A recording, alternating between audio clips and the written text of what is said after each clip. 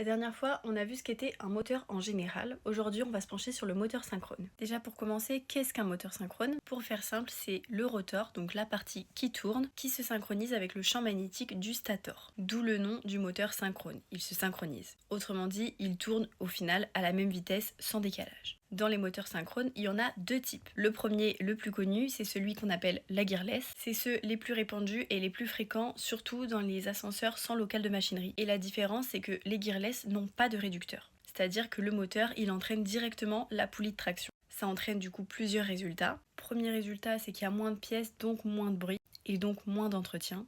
Ensuite, il y a évidemment moins de perte d'énergie.